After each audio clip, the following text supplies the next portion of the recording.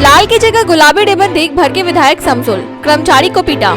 बिलासीपारा में एआईयूडीएफ विधायक शमसुल हुदा का गुस्सा सुर्खियों में है। 18 मार्च को शिलान्यास समारोह में गुलाबी रिबन, गायब ईंटें और केले के पौधे की ऊंचाई ने उन्हें भड़का दिया। गुस्से में उन्होंने ठेकेदार के कर्मचारी शहीदुर रहमान को कॉलर से पकड़कर थप्पड़ मारा और केले के पौधे से पीटा। यह घटना धुबरी जिले में आक्रोश का कारण बन गई है, जिससे विधायक की तीखी आलोचना हो रही है।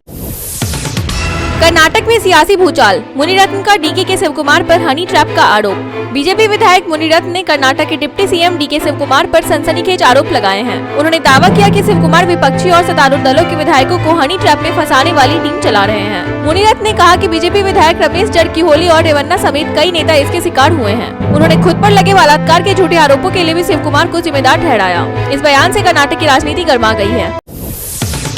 पीएम मोदी की विदेश यात्राओं पर 259 करोड़ का खर्च, सरकार ने दी जानकारी। सरकार ने राज्यसभा में बताया कि पिछले 3 वर्षों में प्रधानमंत्री नरेंद्र मोदी की 38 विदेश यात्राओं पर करीब 259 करोड़ रुपए खर्च हुए। कांग्रेस अध्यक्ष मल्लिकार्जुन खड़गे के सवाल पर यह खुलासा हुआ। खर्च में होटल, ट्रांसपोर्ट, सुरक्षा, वेन्यू चार्ज और अन्य व्यवस्थाएं शामिल हैं। पीएम की यात्राओं में अमेरिका, जापान समेत कई देश शामिल रहे। इस खुलासे के बाद विपक्ष ने सरकार पर खर्चों को लेकर सवाल खड़े किए हैं।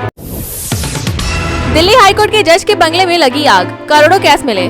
दिल्ली हाईकोर्ट के जस्टिस यशवंत वर्मा के बंगले में आग बुझाने के दौरान भारी मात्रा में नकदी बरामद हुई, जिससे न्यायिक हलकों में हड़कंप मच गया। सुप्रीम कोर्ट के सीजेआई संजीव खन्ना ने तुरंत कॉलेजियम की बैठक बुलाई और जस्टिस वर्मा का इलाहाबाद हाईकोर्ट तबादला कर दिया। इस खुलासे के बाद न्यायपालिका की निष्पक्षता पर सवाल उठने लगे हैं और इस्तीफे या जाँच की मांग जोर पकड़ रही है।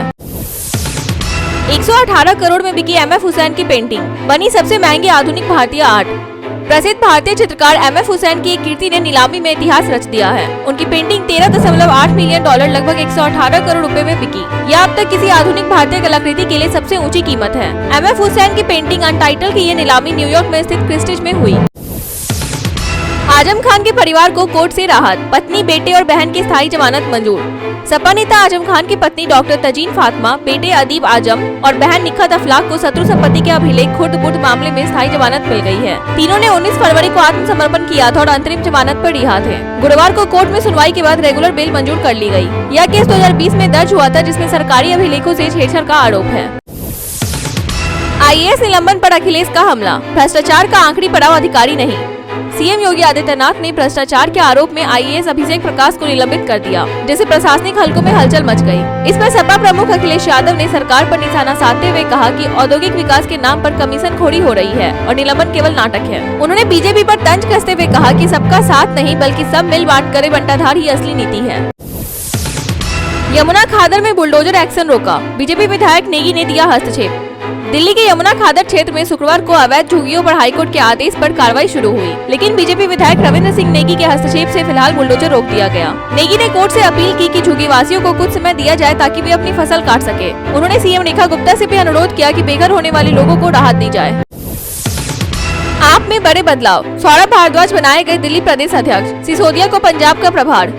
दिल्ली विधानसभा चुनाव में हार के बाद आप ने संगठन में बड़े बदलाव किए हैं। सौरभ भारद्वाज को दिल्ली प्रदेश अध्यक्ष बनाया गया, जबकि मनीष सिसोदिया को पंजाब प्रभारी की जिम्मेदारी मिली। गोपाल राय और पंकज गुप्ता को गुजरात और गोवा प्रभारी नियुक्त किया गया। भारद्वाज ने कहा कि अब संगठन विस्तार प्राथमिकता होगी, क्योंकि हार के समय जो साथ रहता है वही 24 कैरेट सोना होता है।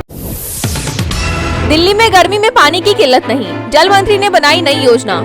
दिल्ली में गर्मी के महीनों में निर्बाध जल आपूर्ति सुनिश्चित करने के लिए जल मंत्री प्रवेश वर्मा ने ग्रीष्मकालीन कार्य योजना शुरू की है। अब हर हफ्ते समीक्षा बैठकें होंगी, जैसे पानी की रिसाव, सीवर रुकावट और अवैध कनेक्शनों पर सख्ती होगी। मंत्री ने कनेक्शन दरों में संशोधन कर उन्हें सुलभ बनाने की बात कही और चेतावनी दी कि समय सीमा के बाद अवैध कनेक्शनों पर जुर्माना लगाया जाएगा।